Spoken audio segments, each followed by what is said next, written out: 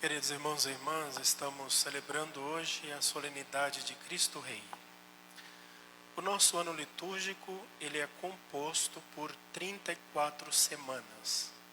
Hoje é exatamente a 34ª semana do nosso tempo. Aqui termina um ano, nós celebramos esta semana até o próximo sábado, e no domingo a gente começa um novo ano, um ano litúrgico, né? O nosso ano novo é no próximo domingo, com o primeiro domingo do tempo do Advento, quando a gente muda as cores do altar, a casula do padre, aqui se coloca uma coroa com as 4 velas do tempo do Advento, é para o início de um novo ano. Esta solenidade que nós estamos celebrando hoje, ela não é uma festa muito antiga. Ela foi introduzida na liturgia no ano de 1925, muito recente, sendo que algumas das nossas solenidades elas têm 1900 anos, 1800, 1000 anos. Essa daqui ela é muito recente e talvez ela já seja uma grande profecia, a profecia de que o rei está voltando, de que nós estamos chegando no fim.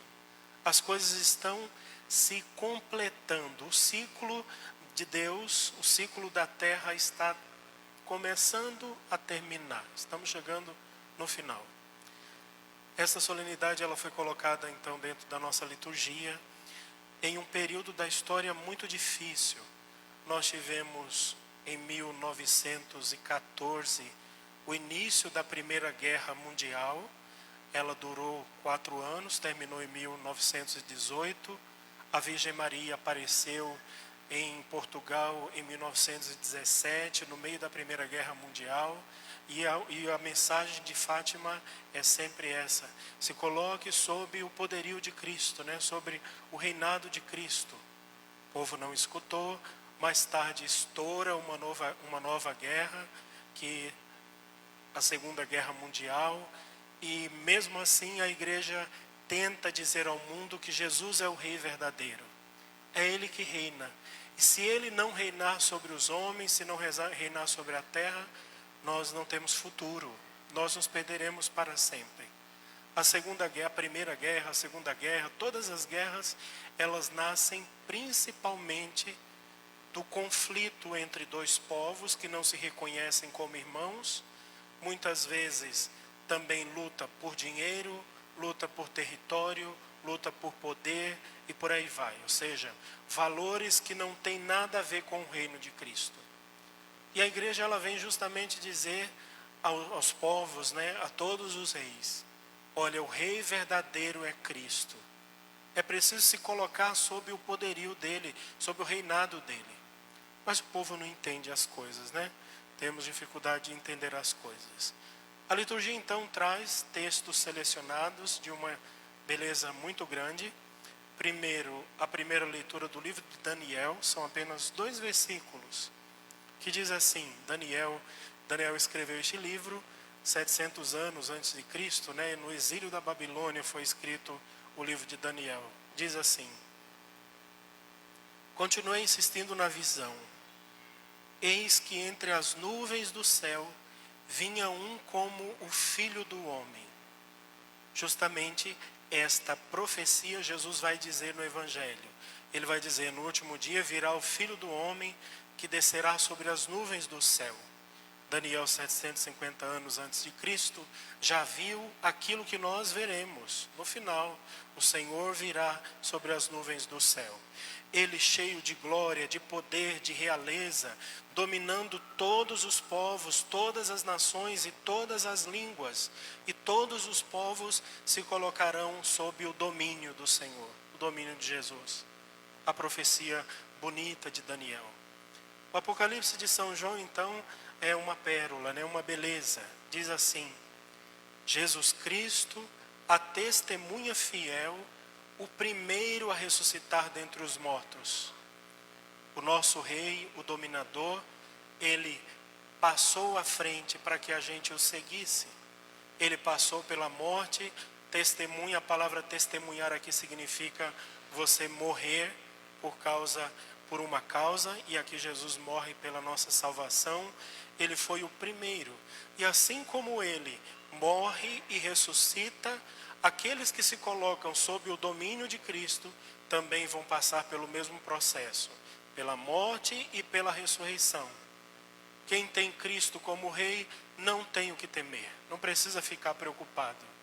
O Apocalipse ainda diz: o soberano dos reis da terra é Ele, a Jesus que nos ama. Tudo que Ele fez foi por amor.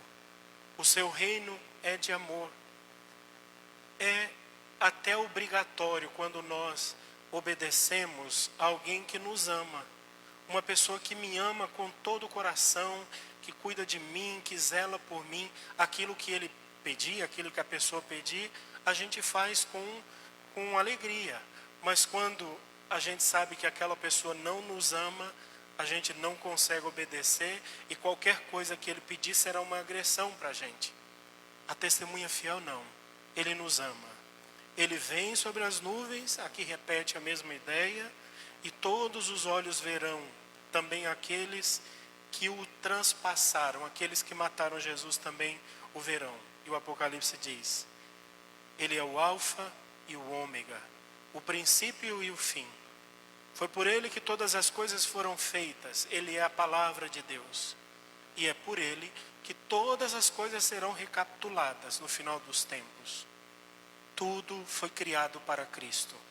A terra foi feita para Cristo, os animais foram feitos para Cristo, as nuvens do céu foram feitos para Cristo, os planetas, as galáxias, tudo isso foram feitas para Cristo.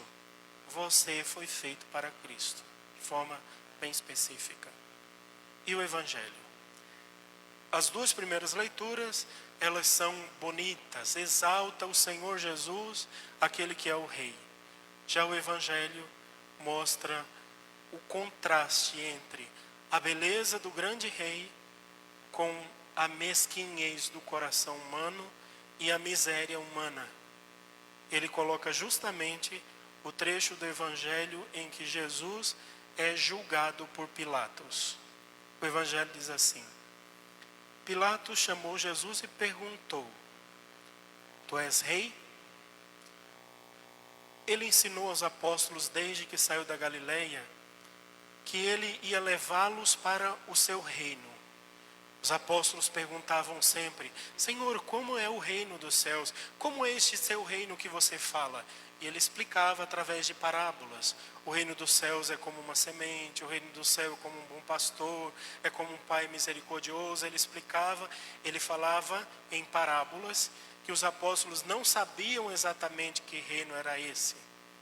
Mas a fama de Jesus se espalhou, as pessoas dizendo: olha, ele é o Messias, ele é o rei dos judeus, ele vem para tomar o lugar de Pilatos, porque afinal de contas Pilatos é um rei fajuto, ele não é um rei verdadeiro, ele é romano, não tem nada a ver com a nossa nação, com o nosso povo, ele é o rei verdadeiro. E a primeira coisa que Pilatos quer saber é: você é rei? Ele responde: você está falando isso por você mesmo? Ou alguém disse isso para você? Você consegue enxergar quem eu sou? Ou você é só uma marionete na mão dos sumos sacerdotes judaicos? É mais ou menos essa a pergunta que Jesus faz. Mas Pilatos fica confuso. Como ele pode ser um rei?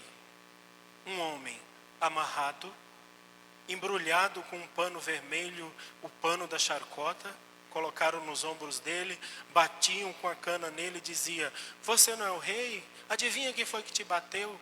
Coroado com a coroa de espinho, ensanguentado dos pés à cabeça, já não conseguindo enxergar direito, sem fôlego, no meio de uma multidão faminta e sedenta por sangue, uma coisa triste. Você é rei? Você é de fato o rei? E Jesus pergunta isso a Pilatos, e ele continua: por acaso sou judeu? Jesus diz, né? Você está dizendo isso por você mesmo? E Pilatos tenta se defender. Eu não sou judeu, foram os seus que te colocaram aqui, foram eles que te trouxeram para cá. Eu estou julgando porque eles que condenaram você. Pilatos depois ele vai lavar as mãos justamente para concretizar se eximir. Não quero saber disso, não tenho nada a ver com isso, não é problema meu. Foram os judeus que trouxeram você aqui. Aí Jesus responde aquilo que a gente precisava aprender e gravar no coração para sempre. Ele diz: o meu reino não é deste mundo. Jesus não veio aqui para dominar as nações. Ele não veio aqui para se sentar num trono de ouro, com uma coroa bonita na cabeça e fazer este mundo dar certo, como tem pessoas tontas por aí dizendo que um dia esse planeta será reorganizado e a gente vai viver aqui para sempre, tudo bonitinho. Ele não veio refazer este planeta. Ele veio nos levar para a casa do Pai. O meu reino não é deste mundo. O meu reino não é daqui. E quem quiser fazer parte do meu reino vai ter que aprender a não se acostumar com estas coisas daqui.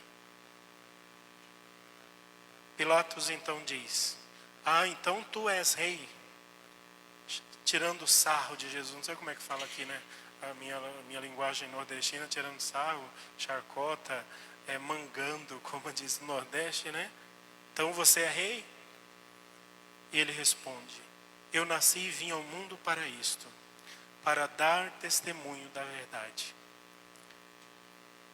Traduzindo assim de uma forma bem simples e já terminando, né? Sem muito floreio. Esta cena é uma cena absurda. Deus Todo-Poderoso, o Alfa e o Ômega, aquele que virá nas nuvens do céu, o dominador, o grande Rei, o grande Senhor, aquele pelo qual todas as coisas foram feitas e para a qual todas as coisas foram feitas, ele se deixa julgar pelos homens. Um homem pilantra, ladrão, bandido, aponta o dedo para Deus, o Criador, né, o nosso Redentor, aponta o dedo para Ele e se acha superior a Ele. Mas é exatamente isso que também nós fazemos muitas vezes. Muitas vezes nós olhamos para Deus e dizemos assim: Deus, você não deveria ter deixado que isso acontecesse na minha vida. Você não deveria ter me feito desse jeito. Você não podia ter feito isso. Se você me ama, por que você deixou? O tempo inteiro nós estamos sentados em uma cadeira, colocamos Ele diante de nós e julgamos como se Ele fosse o condenado e se nós fôssemos o rei. E é justamente o contrário. Nós somos os condenados. Somos nós que carregamos a marca do pecado. Somos nós que dependemos dele. Somos nós que descendemos dele, descendemos da fé dos apóstolos. Somos nós que somos completamente dependentes. Deveríamos, com alegria, nos submetermos ao reinado de Cristo e amá-lo, e venerá-lo, e desejá-lo, porque afinal de contas, Ele é o nosso futuro. É para Ele que nós vamos, é nele que nós seremos recapitulados, e é nele que viveremos. Não existe um outro futuro para nós. Não existe outro futuro. Cristo é o nosso futuro. A única coisa triste desta solenidade de hoje é justamente esta imagem. Como que um Deus tão grande, tão soberano, se submete aos caprichos de criaturas tão desprezíveis como nós. Como é que ele se submete a só entrar no seu coração se você quiser, se você deixar? Se fosse meu pai, pegava na orelha e falava: vai lá, moleque, vai fazer isso daqui. Se reclamasse, ainda levava uma sentada e ficava tudo certo, né? Se Deus fizesse isso conosco, estava tudo bem. Mas infelizmente Ele não faz. Ele convida: você quer ser meu súdito? Quer que eu seja o seu rei e que eu te faça feliz? Se você quiser, bem. Se não quiser, ele vai embora. E aí você vai ter que arcar com as consequências do seu desprezo aquele que poderia te fazer feliz. É muito triste isso.